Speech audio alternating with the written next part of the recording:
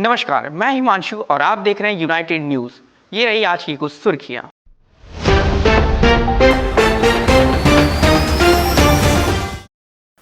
तीन दिनों में 12 फ्लाइट को मिली बम से उड़ाने की धमकी। बदला लेने के लिए अपने दोस्त के नाम से कॉल कर रहा था नाबालिग। पुलिस ने किया गिरफ्तार। मिल्कीपुर उपचुनाव टलने पर अखिलेश यादव ने भाजपा पर कसा तंज। बोले, जिसने जंग टाली है समझो उसने जंग हारी है।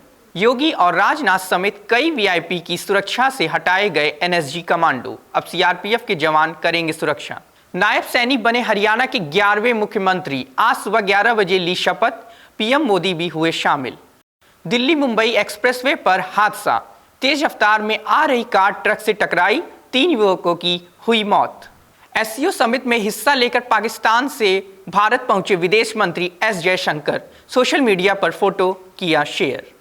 अब खबरें विस्तार में। चुनाव आयोग ने मंगलवार को उत्तर प्रदेश के विधानसभा उपचुनाव का ऐलान कर दिया। कुल 10 सीटों पर उपचुनाव होने थे, पर अयोध्या की मिल्कीपुर सीट पर उपचुनाव की घोषणा न होने से उत्तर प्रदेश में राजनीति गर्म है।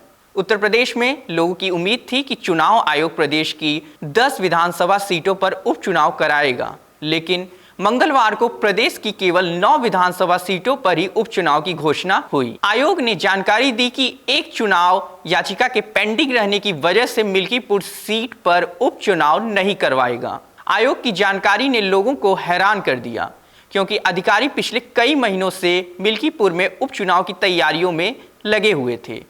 लोकसभा चुनाव के नतीजे आने के बाद से मुख्यमंत्री योगी आदित्यनाथ ने खुद मिल्कीपुर और अयोध्या का कई बार दौरा कर चुके हैं।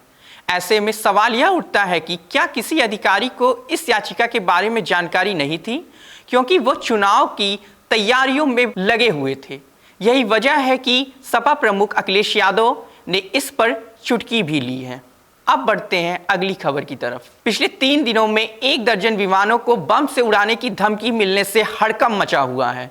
दरअसल बुधवार को 2 फ्लाइट्स आकाशा एयर और दूसरी इंडिगो को बम से उड़ाने की धमकी मिली, जो बाद में फर्जी निकली। पिछले 3 दिनों में यह 12वीं घटना है। इससे पहले मुंबई से दिल्ली जाने वाली इंडिगो की फ्लाइट को सोशल मीडिया पर बम की फर्जी धमकी मिलने के बाद अहमदाबाद डाइवर्ट कर दिया गया था।